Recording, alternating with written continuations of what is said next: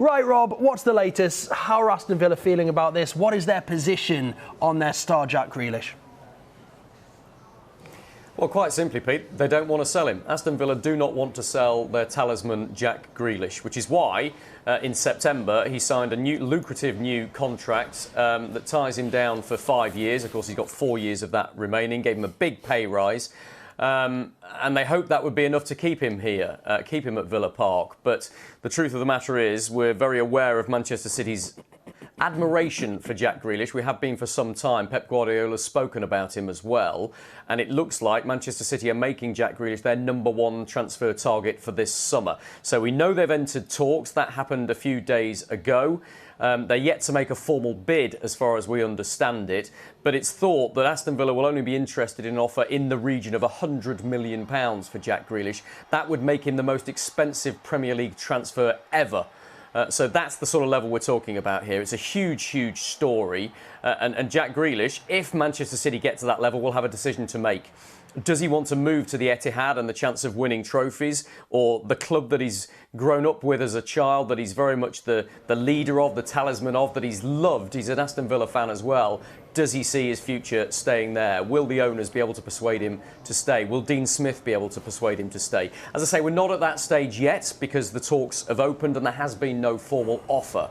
But that could happen pretty quickly, and if it does, that's when it gets decision time, shall we say. Indeed, yeah. Look, Grealish is absolutely massive for Villa, isn't he, Rob, as you know all so well. Just how big a hole would they have to fill if they lost their captain?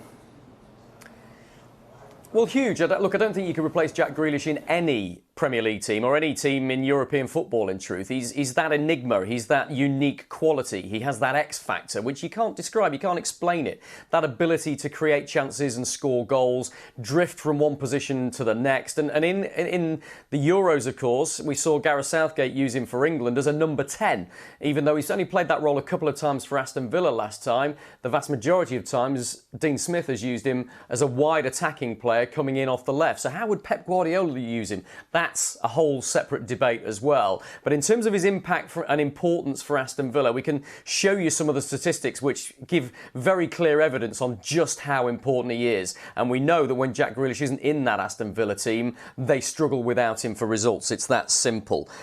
He missed 3 months of last season through injury, don't forget, but he still made 10 assists, created 14 big chances and scored 6 goals in the Premier League. That's despite all those games he missed. And it's pretty clear that City would be getting a consistent attacking threat as well. Since Villa returned to the Premier League in 2019, Grealish has ranked 4th for assists, 2nd for chances created, and nobody in the league has been fouled more in the final third of the pitch. And that's what Jack Grealish does, that direct running at players, that ability to pick a pass, which is, I think, unique. There are players of real quality, of course, like Kevin De Bruyne and talents across that Manchester City side. Raheem Sterling, Phil Foden, who have incredible ability at running at players.